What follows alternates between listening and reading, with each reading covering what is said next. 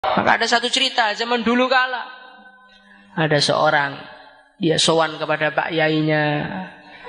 Kemudian setelah sowan dia mau pulang, sungainya itu banjir.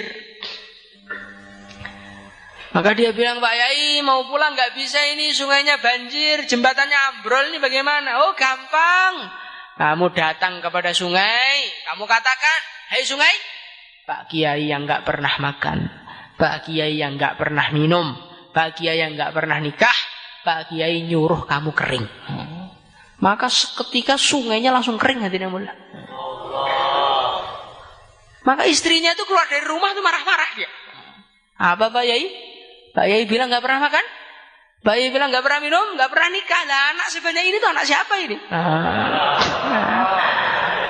Maka Pak Yainya mengatakan, oh kamu tuh istri gak pinter. Saya tuh nikah sama kamu, saya itu makan, saya itu minum. Bukan niat makan saya itu, niat ikut perintah Allah. Maka makan saya, minum saya, nikah saya itu semua dihitung ibadah oleh Allah. Maka kita ini belajar seperti itu. InsyaAllah. Wa'budillah. Kemudian hadirin yang muliakan Allah subhanahu wa ta'ala. Dalam perjalanan menghambakan diri kepada Allah, manusia ini akan mengalami jatuh bangun. Manusia ini akan mengalami jatuh bangun. Kenapa? Karena manusia ini adalah makhluk yang gampang lupa. Innama sumiyal insanu insanan likathratin nisyan. Manusia itu dinamakan manusia karena gampangnya lupa setengah mati. Ini kalau pas bayan ini seakan-akan pokoknya nanti Pak kalau taskil saya berdiri nanti. Rencananya seperti itu. Nanti kalau pas taskil itu lupa. Lupa kalau tadi sudah niat berangkat. Lupa kalau tadi sudah bilang insya Allah itu lupa. Apalagi kalau sudah meninggalkan markas tuh wambah lupa lagi. Inilah manusia. Maka hadirin yang mulia, kadang-kadang manusia itu niat baik, kepleset lagi, jatuh dalam keburukan lagi.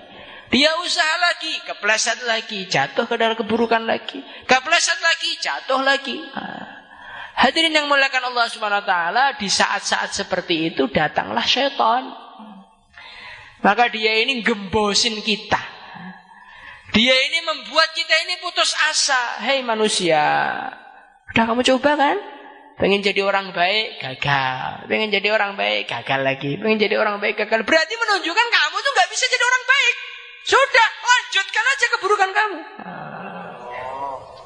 Maka hadirin muliakan Allah subhanahu wa ta'ala, Rasulullah sallallahu alaihi wasallam sudah paham akan ada seperti itu. Maka beliau memberikan pesan yang kedua. Apa itu pesannya? Wa idza asa'ta fa ahsin. Wa fi riwayatin wa atbi'is sayyi'atal hasanata tamhuha.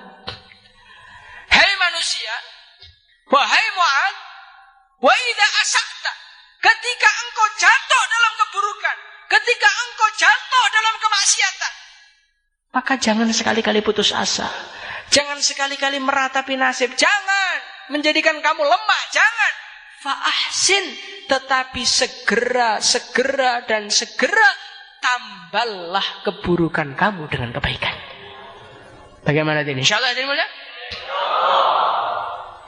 Orang itu kalau berbuat buruk, maka dia itu seperti nyoret tembok dengan tinta.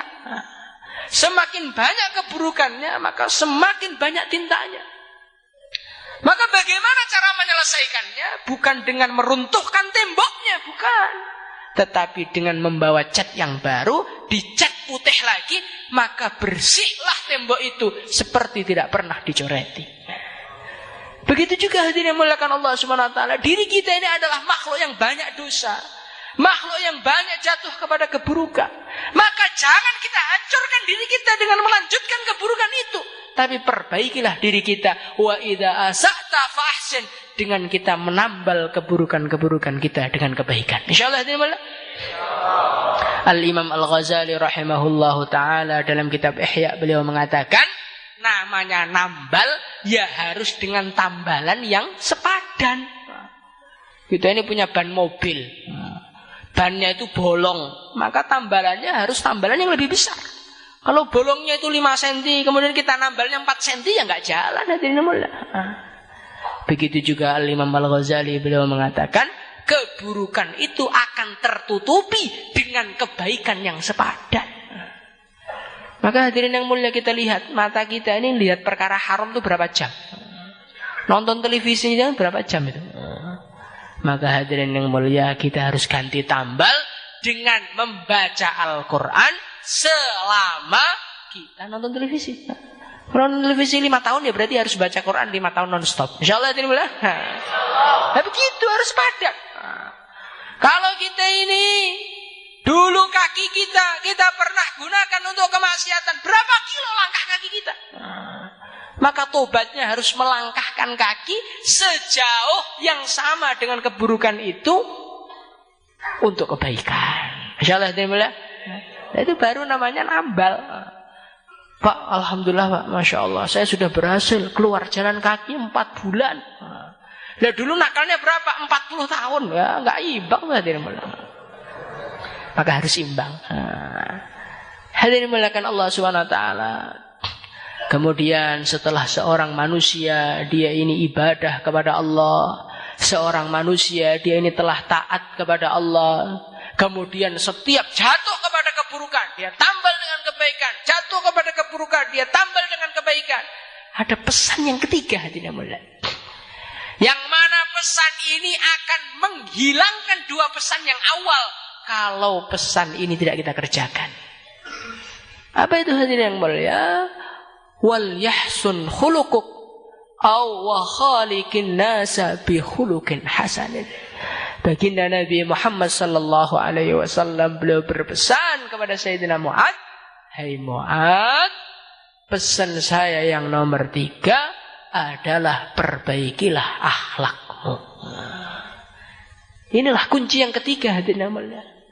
Akhlak itu ibarat wadah, ibadah itu ibarat isinya. Kalau kita ini wadahnya kotor, maka air sejernih apapun ya akan jadi kotor. Kita ini mempunyai ilmu agama, tetapi ilmu agama tadi kita bungkus dengan akhlak yang jelek, maka ilmu agama malah jadi penyumbat hidayah kepada umat. Kita ini berjuang di jalan Allah Subhanahu wa taala. Kita ini dakwah, tapi dakwah dengan akhlak yang jelek. Maka dakwahnya bukan mendatangkan hidayah, dakwahnya malah mendatangkan pertengkaran antar umat Islam. Kenapa hadirin mulia? Karena akhlak yang tidak baik. Maka Nabi Musa alaihissalatu wassalam oleh Allah Subhanahu wa taala bukan hanya diperintahkan dakwah, "Idhab ila fir'auna innahu tagha." Tidak itu saja. Tidak itu saja perintah Allah kepada Nabi Musa. "Hai Musa, berangkat." Taskil, diperintah oleh Allah, berangkat, datangi Fir'aun, ajak Fir'aun kepada agama. Allah pesan itu saja? Tidak. Faqula lahu qawlan layyina la'allahu yatadhakkaru aw yakhsha. Hei Musa, nanti kalau kamu dakwah kepada Fir'aun, dakwahlah dengan kata-kata yang lembut. Dakwahlah dengan akhlak yang baik. Bungkuslah dakwah dengan akhlak yang baik. Bagaimana ini? InsyaAllah ini. Sekarang kita ini kadang-kadang membicarakan pentingnya dakwah. Dakwah itu penting, ibadah itu penting, iya. Tetapi membungkus dakwah dengan akhlak itu lebih penting lagi hadirin.